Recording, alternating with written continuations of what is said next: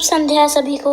आइए आज हम सब कक्षा 8वीं की हिंदी की किताब वसंत भाग 3 के चौथे पाठ भगवान के डाकिये का सारांश जानते हैं।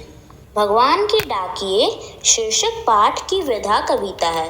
प्रस्तुत पाठ के रचनाकार राष्ट्र कवि श्री रामधारी सिंह दिनकर जी हैं, जिनका जन्म बिहार के मुंगेर जिला में हुआ था।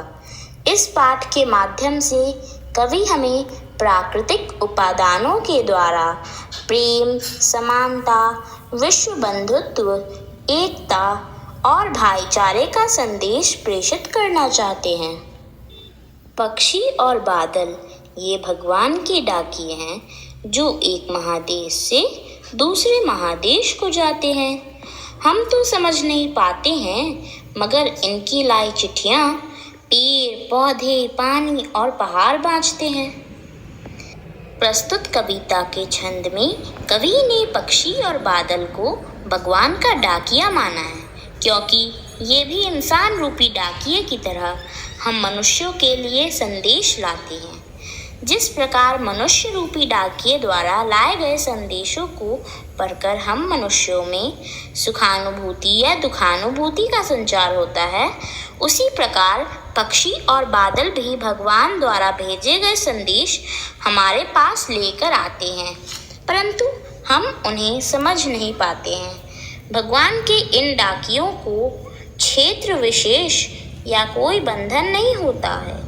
ये एक देश से दूसरे देश के मनुष्यों के लिए प्रेम, सद्भाव और एकता का संदेश लेकर आते जाते रहते हैं। उनके द्वारा लाए गए चिट्ठियों का संदेश पेड़, पौधे, पानी और पहाड़ ही पर पाते हैं और इन्हीं संदेशानुसार आचरण करते हैं। हम तो केवल यह आंकते हैं कि एक देश की धरती दूसरे देश को सुगंध भेजती है और वह सौरभ हवा में तैरते हुए पक्षियों की पांखों पर तीरता है और एक देश का भाप दूसरे देश में पानी बनकर गिरता है। प्रस्तुत पंक्तियों के माध्यम से कवि हमें यह अवगत कराना चाहते हैं कि भगवान के इन डाकियों के द्वारा लाए गए संदेशों को पेड़, पौधे, धरती, पहाड़, पानी बिना किसी भेदभाव के अपने देश में ही नहीं बल्कि दूसरे देश में भी पहुंचाते हैं।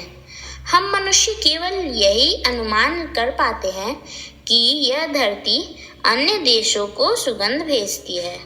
वास्तव में प्रकृति ऐसा करके भेदभाव त्यागने का संदेश देती है।